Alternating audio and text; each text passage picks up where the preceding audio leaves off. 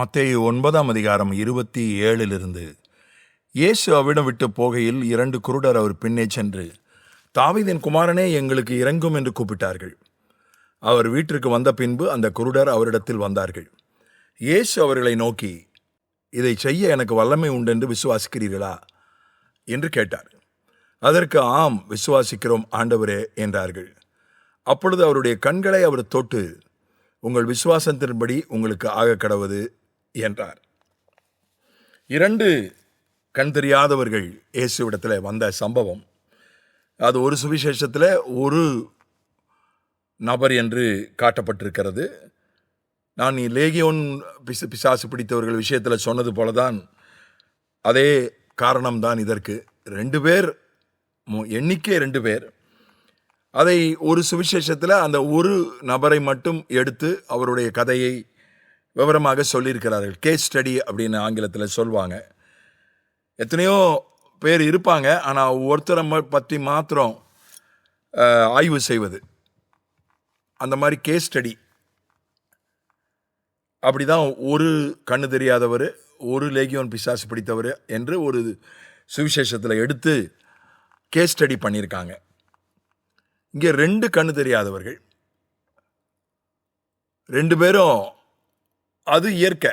அதாவது ஒன்று போல பிரச்சனை உள்ளவர்கள் ஒன்றாக கூடுவது இயற்கை. ஒரே போல கொள்கை உள்ளவர்கள், ஒரே விதமான தொழில் செய்பவர்கள், ஒரே விதமான நம்பிக்கை உள்ளவர்கள், ஒரே விதமான பொழுதுபோக்கு உள்ளவர்கள், இவங்கெல்லாம் ஒன்றா சேர்றது ஒரே விதமான பழக்க வழக்கம் உள்ளவர்கள், இவங்கெல்லாம் ஒன்றா சேர்றது இயற்கை. இப்போ 2 பேருக்கு என்ன கண்ணு, 2 பேருக்கும் கண்ணு தெரியாது.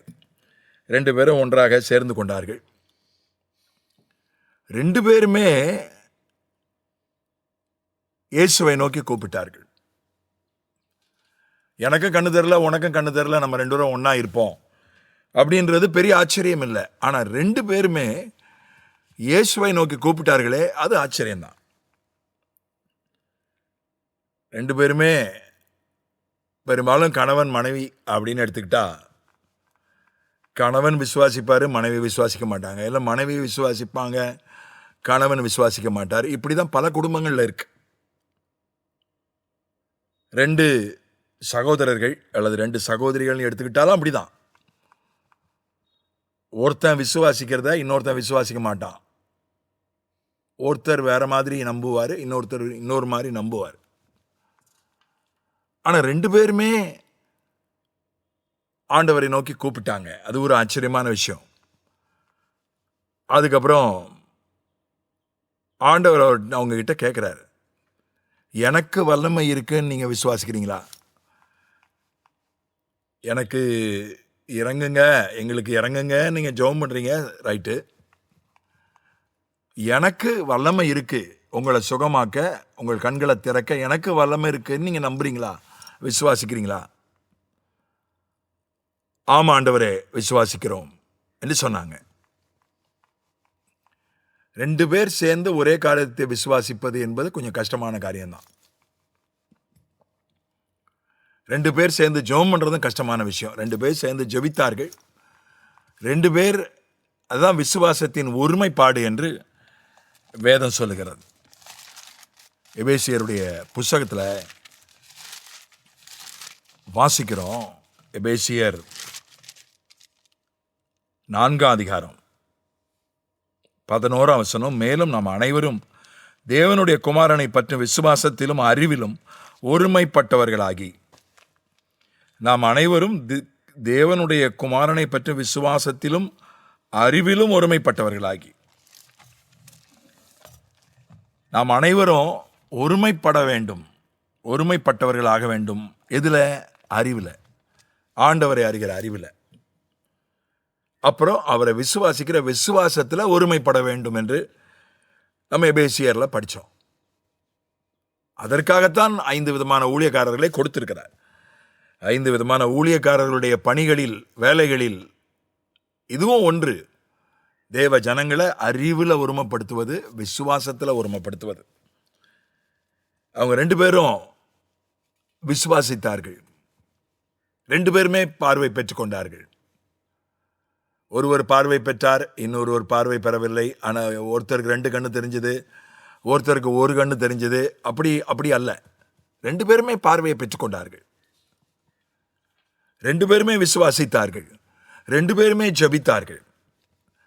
இது ஒரு ஆச்சரியமான விஷயம்தான்.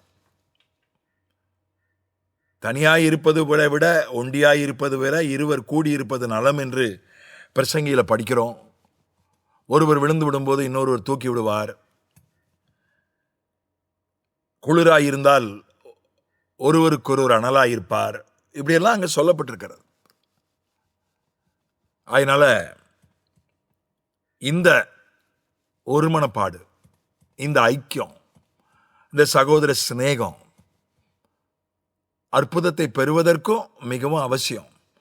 நான் ஒருவன் மாத்திரம் என்னுடைய அற்புதத்துக்காக ஜெபிக்கிறத விட இன்னொரு அற்புதம் தேவைப்படுகிற இன்னொரு நபரை சேர்த்து கொண்டு அவரோடு சேர்ந்து 2 பேரும் சேர்ந்து 2 பேருடைய அற்புதத்துக்காக ஜெபிப்பது நல்லது. 2 பேரும் சேர்ந்து விசுவாசிப்பது நல்லது. நான் விசுவாசிக்கிறேன், அவர் விசுவாசிக்கல, அல்லது அவர் விசுவாசிக்கிறாரு, நான் விசுவாசிக்கல, அவர் விசுவாசத்தை பிடிச்சுக்கிட்டு நான் போயிடுவேன் என்பதை விட 2 பேருமே விசுவாசித்தால் 2 பேருமே தாமதம் இல்லாம தடை இல்லாம அற்புதத்தை பெற்றுக்கொள்ள முடியும். அதைத்தான் நம்ம ஐக்கியம், சகோதர சிநேகம் என்று சொல்கிறோம்.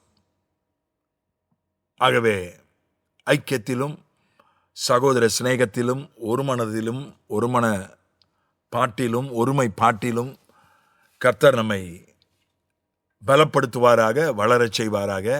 ஆமென்.